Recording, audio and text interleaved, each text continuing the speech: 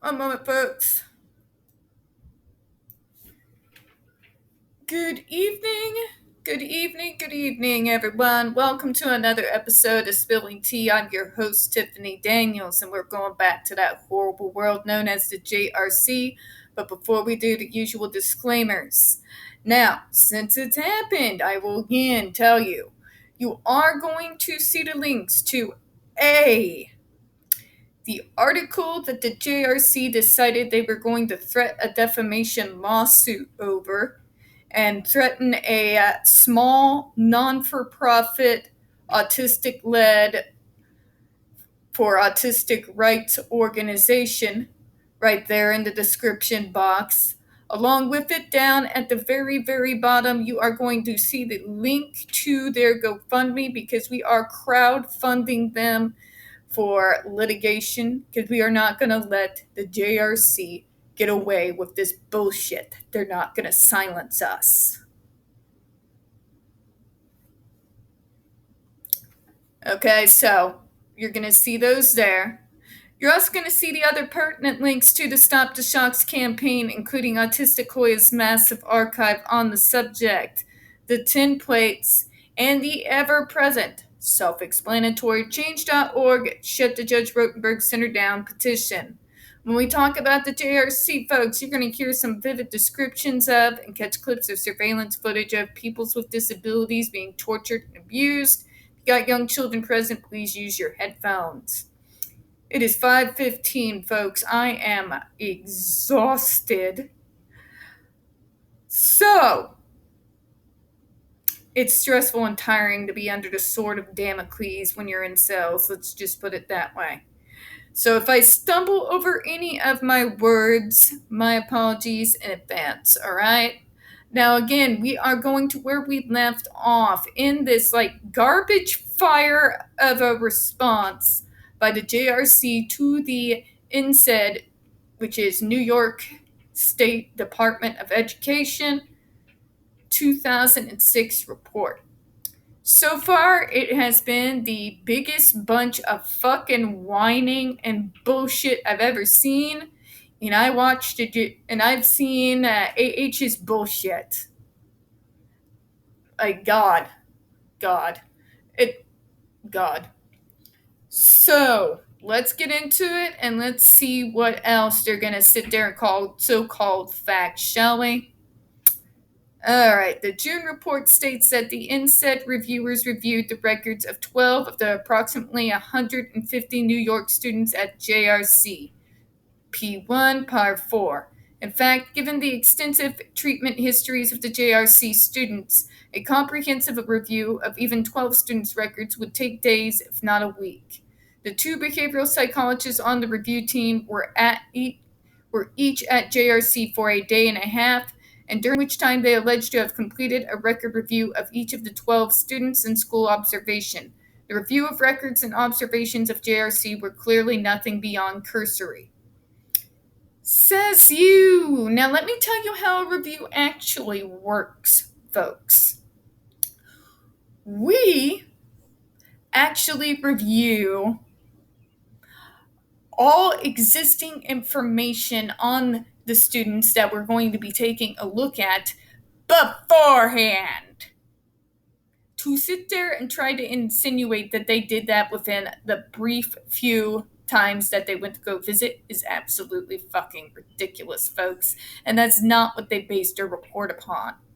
We have a great deal of information, whether it's the Department of Mental Health and Developmental Disabilities or the State Department of Education. We go over those records. Yes, 150 of them way in advance before we schedule, at least amongst ourselves, a review of a particular program. But the JRC is going to have you believe that they didn't do a full comprehensive look at the quote-unquote complicated treatment programs of the students. The only thing that makes those treatments complicated, JRC, is you. I'm gonna say it for the people in the fucking back here. They like to make it sound complicated. They like to make us sound like we're completely batshit insane and completely out of control. And the only way to get us under control is to torture us. Yeah. See, because we don't agree with them, then we didn't do our due diligence. Kind of sounds like somebody else whose case we've been following, doesn't it? God damn. But let's go on here. The review, they're basically saying they barely glanced at the records, which is garbage. That's not how these reviews work. Not at all. We do due diligence before and after the visit. And these reports don't just come out rapid fire either, folks. The reports, basically, we all get together after doing a review. Everybody compares notes. We go over the information we had before, compare with what we have now, and come up with a conclusive report of what's going on in a particular program. Everything is going great, everything's above par, or whether there's some real shady shit going on. Okay? So please, JRC, spare me your bullshit. Oh, but they know better than us, right? Than the rest of the country and the planet. I might have to take some calming tea. The stupid is here.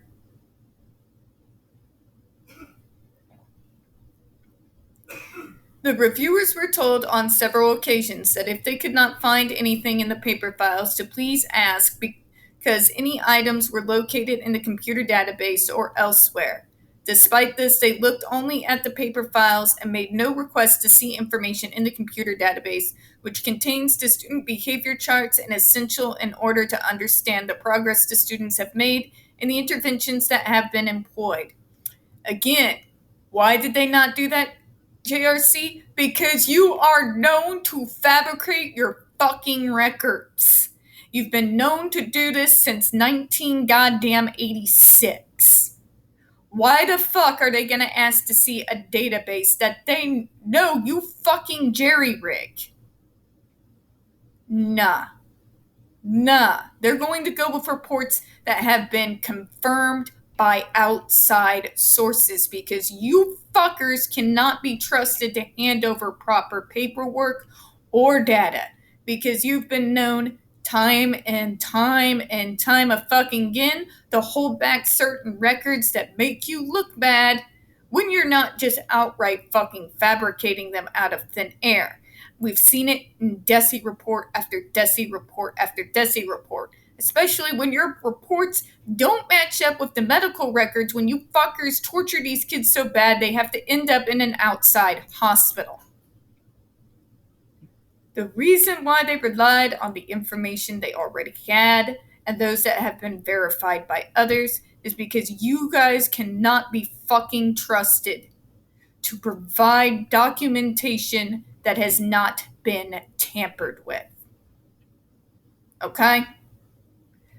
Found by a court of law several fucking times. Moving on.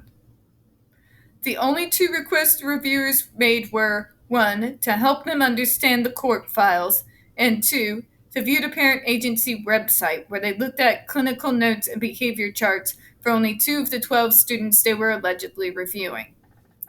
Again,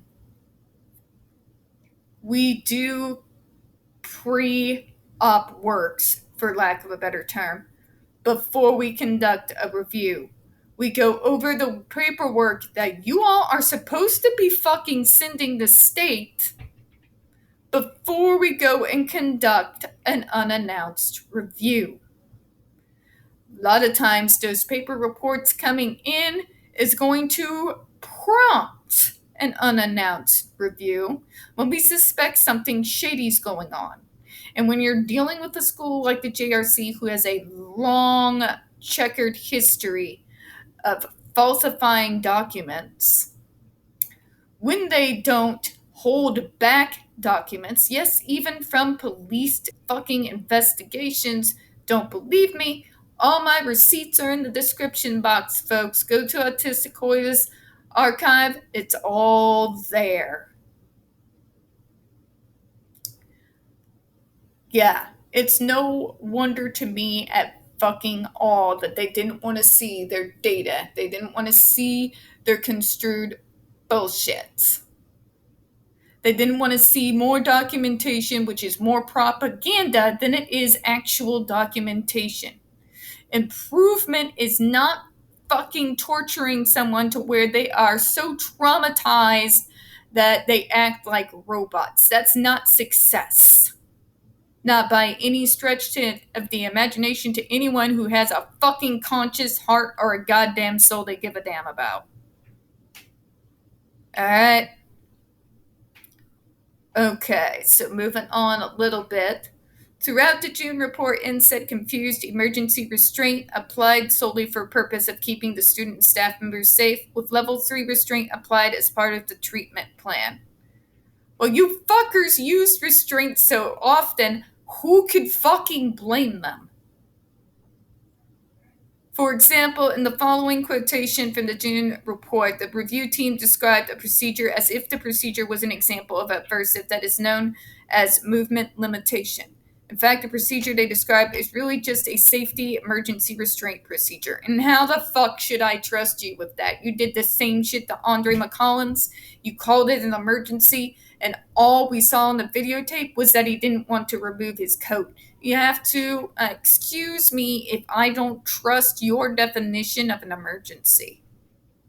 But let's read this garbage, shall we? The student is strapped onto some form of physical apparatus. For example, a 4-post platform board designed specifically for this purpose, or a helmet with thick padding and narrow facial grid that reduces sensory stimuli in the ears and eyes. Another form of mechanical restraint occurs when the student is in a 5-point restraint in a chair. Although a 4-point board, chair, or helmet might be used as part of the movement limitation, it is typically not. Tell that to Andre McCollins. Tell that to Jennifer Masumba. Tell that to the other victims who have corroborated the 2006 report. The height helmet is most frequently used as a health-related support and is prescribed by a physician. Really?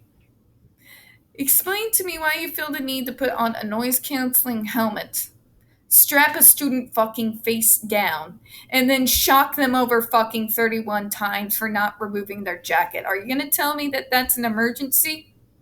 Are you aware of the fact that he could have died of asphyxiation while you were torturing him? Yeah, folks. It's bullshit and it's bad for you.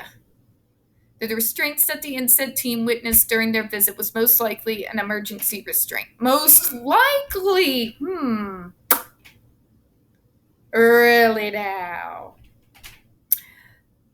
Was it an emergency or was it not, JRC? You can't use this most likely and that they must have misread it because they don't agree with your bullshit.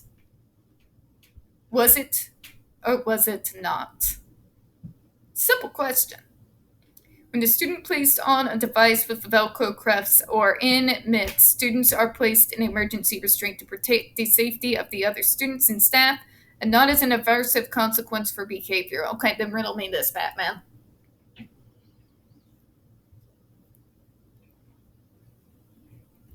What threat was Andre McCollins for refusing to remove his coat? In what way, shape, or form was he threatening any of the staff or the students surrounding him by not wanting to take his coat off?